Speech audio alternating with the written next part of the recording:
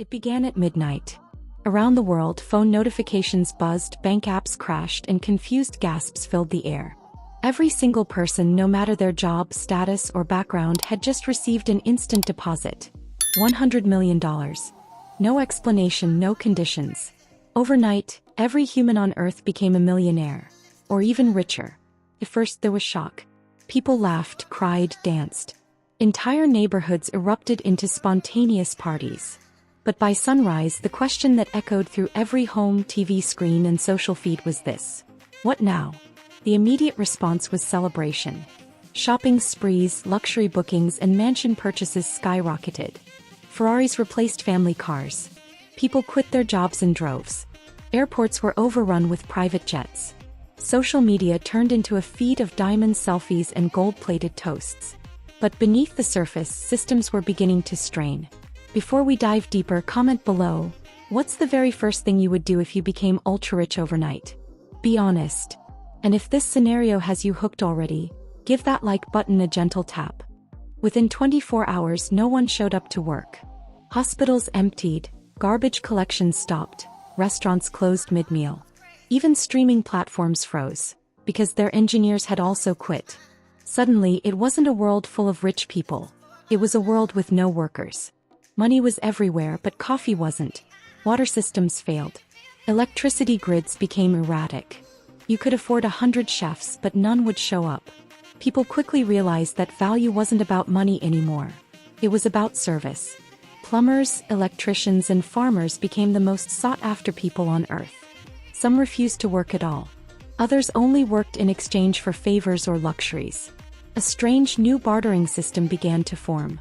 Lamborghini for a working toilet. Gold for a fresh meal. Let's pause here. Would you keep working if money didn't matter anymore?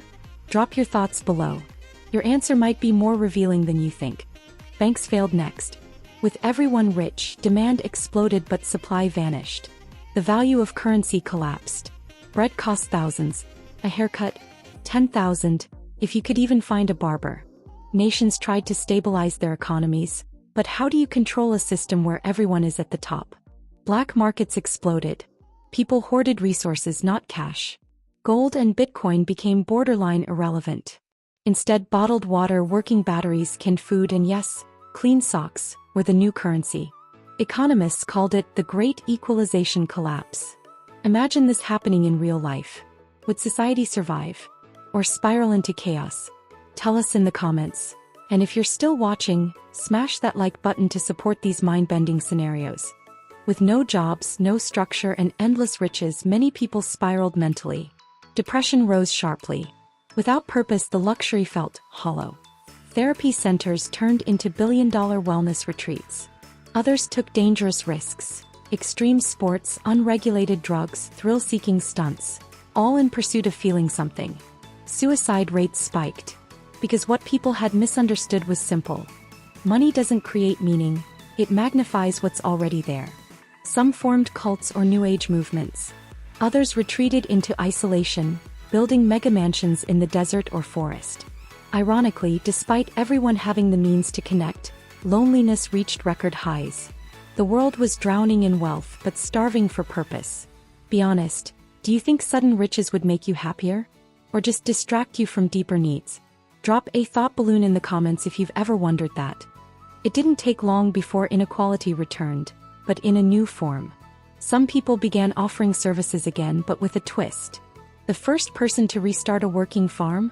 He charged $1 million per apple. People began hiring security teams. Land became the most precious resource. Those who had real-world skills, not just wealth, rose as the new elite. Former billionaires lost power. Fame meant little. Now it was about who could produce, lead, or build. Underground leadership circles emerged. The survivor elites. Not because they had money, but because they could create value in a world drowning in cash. What skills would you bring to a post-rich world? Share them below, you might surprise yourself. Relationships shattered. Couples fought over spending, families broke under the pressure of decisions.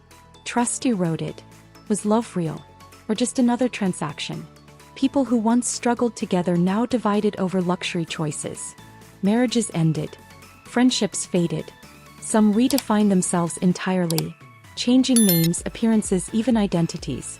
New trends emerged: poverty cosplay, where the ultra-rich reenacted working-class routines to feel normal again. Cafes opened where people could work for fun, washing dishes or brewing coffee for nostalgia. Identity became a costume and reality became a product to simulate. Would you miss the struggle? Would life feel boring without goals? Comment reset if you think the world would be better off without sudden wealth. With old economies gone, governments struggled to maintain control. Universal wealth made taxation pointless. Civil unrest grew. Cities formed their own micronations. Some countries fell entirely. Military power shifted. Soldiers stopped following orders. New systems rose. Meritocracies, communes, even dictatorship-like structures. Anything to restore order. Tech-savvy communities built sustainable towns powered by solar, led by engineers and medics. Others fell into chaos, ruled by the strongest or most manipulative. The old world was gone. What rose from its ashes depended on the people, not their bank accounts. Would you help rebuild? Or disappear off-grid and start over? Let us know. And if you're enjoying this roller coaster, don't forget to hit like and subscribe for more wild scenarios. In the end, humanity learned something profound. True wealth was never about numbers. It was about meaning. People began to prioritize purpose, connection, creativity. Artists returned. Teachers found respect. Farmers were celebrated. Slowly, people began offering their services again, not for cash but for fulfillment. A new world emerged. One where money meant nothing but value was everything. It was harder, but better. So here's the real question. If you had everything, what would you live for? Comment your answer below. And don't forget to subscribe for more thought-provoking what-if journeys from Snap scenarios. Until next time, stay curious.